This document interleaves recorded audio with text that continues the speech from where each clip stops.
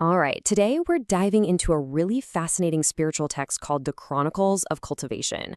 Now, this book puts forward a pretty radical idea.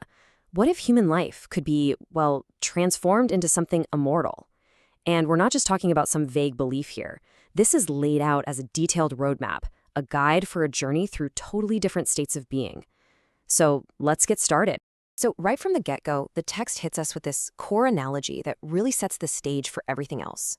It's proposing this worldview that's built on a kind of hierarchy of being.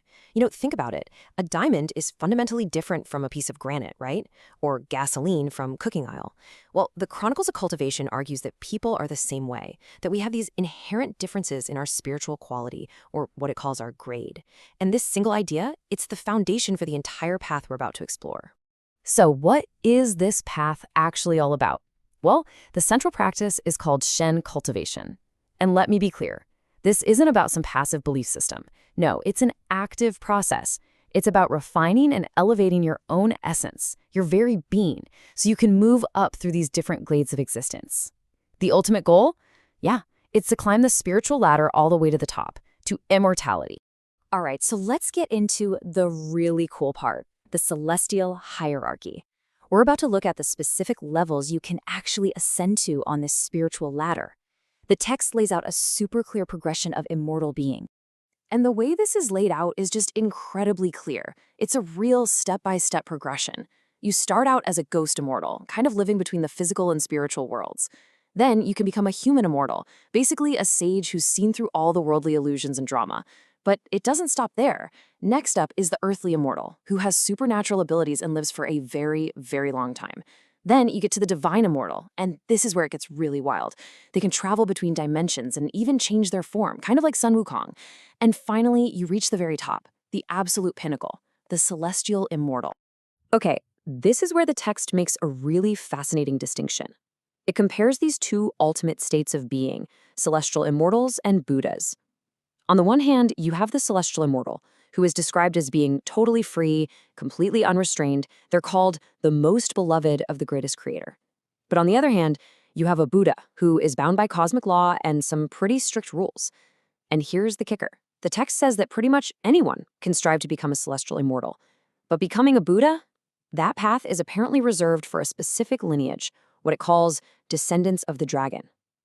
It's a really powerful contrast, It's ultimate freedom versus ultimate discipline.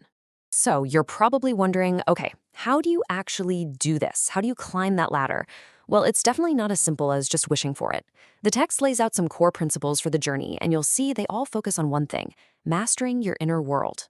Okay, guiding principle number 1, lessen selfishness, reduce desire. You know all that stuff people chase, fame, wealth, power? The text sees that as a huge obstacle. In fact, it calls the desire for those things a bottomless abyss. So to even get started on this path, you have to actively work on reducing those selfish impulses. You have to quiet that constant craving for more. It's all about recognizing that all that material stuff is just a distraction from the real journey, which is happening inside. And that leads right into the second big principle, being unmoved by favor or disgrace. This is all about emotional mastery. A true cultivator has to stay perfectly centered, whether people are praising them to the skies or criticizing them. The text says that reacting with excitement to praise or anger to insults is a kind of slavish mentality. The goal is to see both for what they are, just passing clouds. You want to build an inner calm that the outside world just can't shake. Now, this brings us to what might be the most challenging principle of all: reverse thinking. The text even quotes the famous philosopher Lao Tzu, saying, "True words seem paradoxical." And what that means is that the real path often looks completely backwards to the rest of the world. While everyone else is pushing forward, you retreat. While they're grasping for more stuff, you let go. It's about a complete, total inversion of worldly values to get in tune with a higher spiritual logic. Okay, get ready, because we're about to get into a truly mind-bending concept. This is the foundation of the entire philosophy we've been talking about. The text is about to challenge our most basic, fundamental assumption about everything, and that is, what is actually real? I want you to just consider this for a second. This is a really radical idea. What if the world you see and touch, the world you experience with your senses, what if that's not the real reality? The text argues that our physical world is actually a phantom, just a reflection of something much deeper, something more fundamental. And what is that fundamental reality? Our own consciousness. The text has a name for this realm. It calls it the virtual space. And no, we're not talking about computers or VR headsets here. This virtual space is your inner world, the world of your consciousness, your imagination, your dreams. And according to this whole philosophy, that is where true reality is. It's like the blueprint from which our physical world actually gets built. The implication of this is just profound. It means our reality is a direct product of our consciousness. We literally build our world from the inside out. As the text puts it, someone who has the consciousness of a thief is going to live the life of a thief. Someone with the consciousness of an emperor will live the life of an emperor. And this isn't presented as just some nice idea or a suggestion. The text calls this an iron fact of existence. So all of this thinking leads us to the final and honestly the most profound part of this entire philosophy. We're talking about the source of all reality itself, which the text refers to as the greatest creator. You see, the consciousness of a celestial immortal isn't just some random enlightened vibe. No, it's described as a direct reflection of the ultimate creator, and it's structured in a very specific way. The whole key to reaching that high state of being is to replicate that very same structure within your own mind.